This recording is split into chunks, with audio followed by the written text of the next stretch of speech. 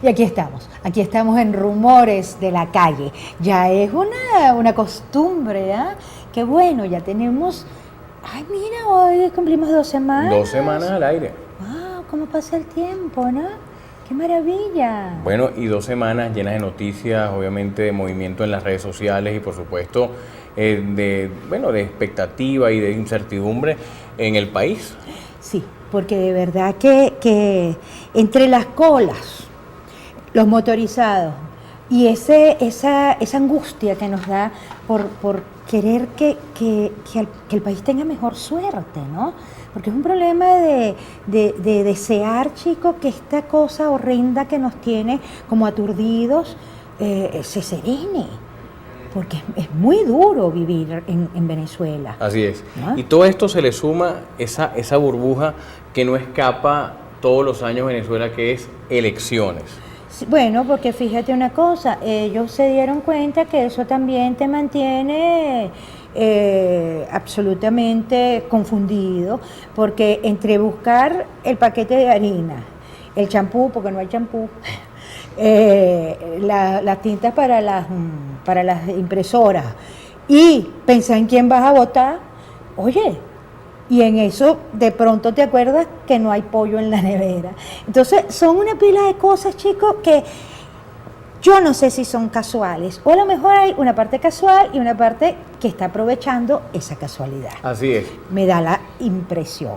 Pero hoy tenemos esa tertuliota, vamos con ella. Con 2 grandes invitados, por supuesto, conocedores del tema electoral en profundidad, de cara a este proceso justamente del 8 de diciembre, al periodista Eugenio Martínez, acá de la Casa del Universal, y también a Ezequiel Zamora, es rector del Consejo Nacional Electoral. Y también de la casa. Y también de la casa. Claro, claro, y el dueño de la casa que Lo viva, que viva. felicito de verdad por este éxito que este televisor. Espero que otros medios sigan el ejemplo y nos desbloqueemos de esta encerrona que nos tiene sometido el gobierno. Ahora, hablamos de un escenario ciertamente político, de un escenario económico. Ambos son estudiosos del tema electoral, tenemos este proceso del 8 de diciembre y hay mucha incertidumbre y expectativa sobre lo que va a ocurrir en el país. Se están debatiendo 300 y tantas alcaldías, también entran en los concejales y el país sigue estando en eso que no sale de aquí de Rumores de la Calle, polarizado, al 100% polarizado. ¿Qué va a ocurrir, Eugenio, ante ese escenario que vamos a vivir ahorita el 8 de diciembre? Bueno, yo creo que lo primero es entender que los resultados del 8 de diciembre pueden verse desde 3 perspectivas. ¿Quién gana el voto nacional? Es decir, excusen, nervioso con lo del voto nacional. ¿Quién gana el voto nacional? ¿Cuál de los 2 bloques obtiene la mayor cantidad de sufragios en el ámbito nacional? ¿Quién gana la mayor cantidad de alcaldías? ¿Y qué grupo gana las alcaldías más importantes? Entendiendo como las alcaldías más importantes, las capitales de estado o las que agrupan la mayor cantidad de pobladores. Eso va a dar una lectura importante de cara al 9 de diciembre. No obstante, y si tomamos como referencia los resultados del 14 de abril, uno podría estar suponiendo que la oposición debería estar ganando 96, 100 alcaldías. Al día de hoy tiene 52, sería un crecimiento importante. Sin embargo, el tema es que, sobre todo para las personas que nos están escuchando y viendo, entender que el 8 de diciembre es un paso más que debería dar la oposición o que debe dar la oposición de cara a un difícil 2014, en el sentido de que si no se defienden los espacios de poder que se ganen el 8 de diciembre, sean 52, sean 100 o sean 200, el avance del proyecto político de la revolución va a ser mucho más radical en el 2014. ¿A dónde voy? Para cerrar la idea, básicamente la oposición tiene que evitar que a partir del 9 de diciembre se reproduzcan los espacios de poder que logre ganar en las comunidades el efecto de Antonio Ledesma en el 2008, que ganó la alcaldía metropolitana, pero al cabo de unos meses se creó una figura de gobierno distinta, la de Jacqueline Farías, y le restó prácticamente todas las competencias al alcalde Ledesma. Eso podría estarse repitiendo el año que viene en las alcaldías que gane la oposición con el tema del poder comunal, y es donde la oposición tiene que centrarse, sobre todo el electorado. ¿En qué estados específicamente ves ese escenario? Lo veo, el escenario, a ver, vamos a entender que el 2010 se aprobaron las 5 leyes del poder popular. Eso hace de que la mayoría de las competencias de consejos municipales y alcaldías deban ser transferidas a los consejos comunales. como lo que estamos viendo hoy en día en los estados Miranda, el área de Amazonas, con Corpo Miranda, Corpo Lara, Corpo Amazonas respectivamente, lo podemos ver en las alcaldías en donde la oposición gane y donde el Ejecutivo Nacional le interesa restarle esas cuotas de poder a la oposición. Aquí el mensaje, sobre todo para el electorado de oposición, es entender que no basta con votar el 8 de diciembre, hay que defender los espacios de poder que se ganen el 8 de diciembre. Claro, pero hay que defenderlos los votantes y tienen que defenderlo los políticos, porque yo siento, Eugenio, que mucha gente se ha decepcionado, ¿por qué no decir la palabra exacta? Y el muerto se lo echan al votante, y yo creo que es una responsabilidad compartida. Yo no sé qué opina Ezequiel, ¿no? Mira, yo estoy convencido de que puede haber muchas sorpresas. Yo creo que las alcaldías principales, las capitales de estado, las alcaldías más grandes y las que mueven más votos, pueden estar favoreciendo a la oposición. Importante, sobre todo con algunos movimientos de última hora como Baruta, como Libertador, etc. Propio Valencia, donde el gobierno monta otra trampa jaula para perjudicar al candidato allí ganador, pero entiendo que ya la oposición se está moviendo de manera de sustituirlo por alguien tan bueno como él y llenando los vacíos. Este es un gobierno que, como se decía al principio, entendió que la fiesta electoral no era tan seria, y yo creo que estamos en una democracia de Rochela. O sea, no hay democracia simplemente porque se elija a la gente. Bueno, es que lo que planteaba Eugenio, tú puedes elegir a un alcalde, pero si a ese alcalde le ponen una autoridad única o una autoridad máxima o un ejecutante de una cosa paralela, lo dejan sin medio, le quitan todos los poderes, es como que si no hubiésemos ganado una alcaldía. Bueno, yo creo que ahí es donde tiene que embaraguetarse entonces la oposición. O sea, yo creo que ahí es donde estamos en un juego de béisbol, no estamos jugando chapita. Si ellos le pegan a un pelotero, yo le pego un lanzamiento al próximo bateador de ellos. O sea, llegó la hora de amarrarse los pantalones. Si nosotros queremos seguir jugando a democracia.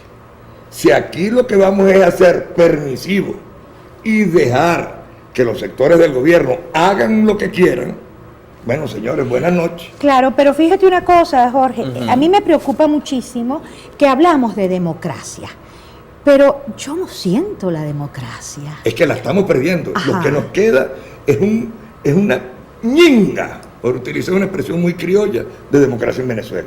El que se haga elecciones que están signadas por fraude. Y aclaro, fraude, y todos los electores que nos están oyendo, fraude no es que nos van a quitar los votos. Fraude es la campaña publicitaria anticipada. Fraude es la campaña de propaganda que tiene el alcalde de Libertador en el metro, etcétera, etcétera. Estas corporaciones que están montando en cada Estas estado, corporaciones. ¿sí? Fraude es tener al candidato, al aspirante, alcalde del estado, en Maracaibo, por ejemplo, en el estado Zulia, entregando créditos que son del Ejecutivo Nacional y del Ejecutivo Regional. Todo eso conforma un fraude. Y creo que llegó la hora de amarrarles la cara. O sea, si tú estás jugando con un tabú, o le juegas arreado, o ríndete. O sea, la poca democracia que nos queda, y coincido con él hace el planteamiento de otra manera. Yo quizás, en un lenguaje mucho más fuerte, estoy señalando que no basta con que ganemos, como yo creo, muchísimas, sino que después va a haber que defenderla y ejercer el cargo y no dejarse intimidar por este gobierno. Gobierno que está enclenque, que vive de la locura característica de este país, de unas medidas económicas que en cualquier país hubieran servido para meter preso al Ejecutivo en pleno, y aquí sirven para alegrar y para darle votos a la oposición, viniendo hacia acá, pasé por la Candelaria, en una prestigiosa casa, que estaba casi cerrada, y la cola era de 5 o 6 cuadras, para comprar neveras baratas, porque un ejecutivo que interviene, no hacen lo que le corresponde. Si aquí a nosotros, o a mí, me tocara evaluar al ejecutivo, diría que esta es una orquesta. donde el director está raspado y los músicos no conocen los instrumentos que van a tocar. Entonces, la situación del país es bastante más seria de lo que parece. Nos estamos enfocando solo en las elecciones y en las ventajas que tiene el gobierno, que sí las tiene, pero las tiene usufructuando los recursos del Estado, aprovechándose de las trampas, que esto es estar creando autoridades.